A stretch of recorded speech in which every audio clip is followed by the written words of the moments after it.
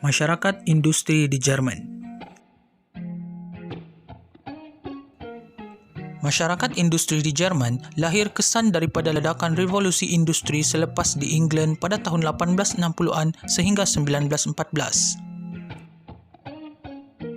Antara ciri-ciri masyarakat industri di Jerman ialah kemajuan dalam teknologi penyelidikan, kemajuan kewangan, perluasan perdagangan antarabangsa, kejuruteraan manusia, dan juga kemajuan sistem pengangkutan.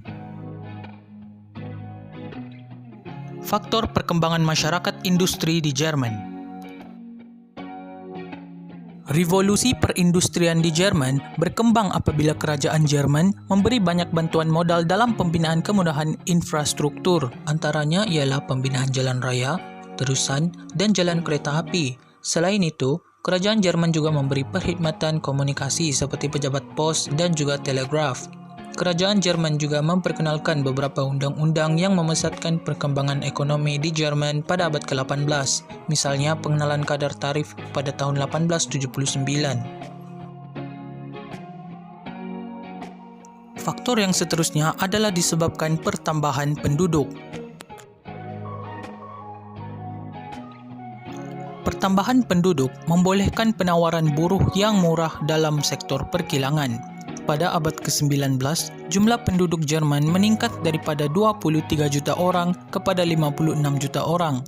Pertambahan penduduk Jerman ini memperlihatkan bahawa 1/3 daripada penduduknya merupakan kanak-kanak di bawah umur 15 tahun.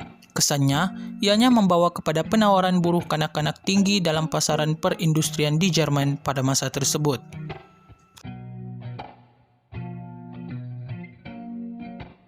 Faktor yang seterusnya adalah disebabkan kekayaan bahan mentah. Antara sumber bahan mentah yang terdapat di Jerman ialah arang batu, biji besi, dan juga biji timah. Kawasan perlombongan arang batu dan biji besi yang terkenal terletak di kawasan lembah Ruhr, Lorraine, dan juga Silesia. Sumber galian ini merupakan sumber utama dalam menggerakkan sektor perindustrian di Jerman.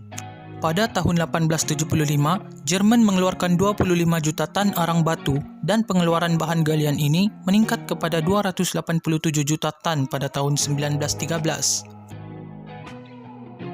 Pertumbuhan perindustrian turut digalakkan dengan pertambahan penduduk yang berhijrah dari luar bandar ke bandar-bandar utama di Jerman. Kebanyakan kawasan perindustrian terletak di kawasan Ruhr, Saksoni, Silesia, dan juga di Berlin. Penduduk di kawasan ini bertambah sekali ganda dan membawa pertambahan dalam peluang pekerjaan di Jerman pada masa tersebut. Kesan revolusi perindustrian.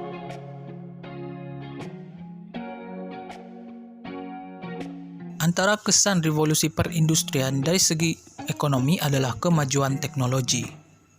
Antara perubahan yang berlaku dalam teknologi adalah tenaga elektrik digunakan untuk membekalkan cahaya dan mengendalikan jentera, manakala petroleum menggantikan arang batu untuk mengendalikan enjin dan keluli pula menggantikan besi sebagai galian utama.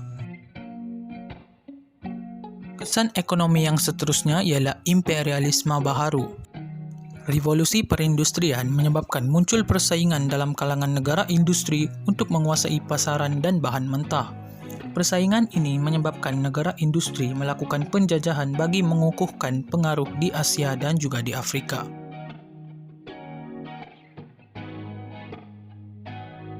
Antara kesan revolusi perindustrian dari segi sosial ialah kemelesetan ekonomi. Pengeluaran barangan melebihi permintaan menyebabkan kilang-kilang terpaksa menghentikan pengeluaran. Tambahan pula, kilang-kilang perindustrian juga mengambil langkah untuk mengurangkan pekerja mereka. Perkembangan ini menyebabkan berlaku kemelesetan ekonomi dan pekerja-pekerja mengalami kesukaran hidup.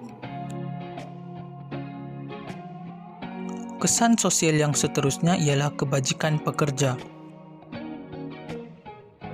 Otto von Bismarck memperkenalkan Undang-Undang Insurans Sosial pada tahun 1883 untuk menjaga kebajikan pekerja apabila mereka ditimpa kemalangan sewaktu bekerja. Pada tahun 1884, Undang-Undang Insurans Kemalangan telah diluluskan oleh Parlimen Jerman. Undang-undang ini membolehkan pekerja mendapat rawatan perubatan yang ditanggung oleh majikan mereka sendiri. Kesimpulannya, perkembangan industri di Jerman membawa kepada perkembangan masyarakat industri. Hal ini meninggalkan pelbagai kesan sosial dan juga ekonomi kepada masyarakat Jerman.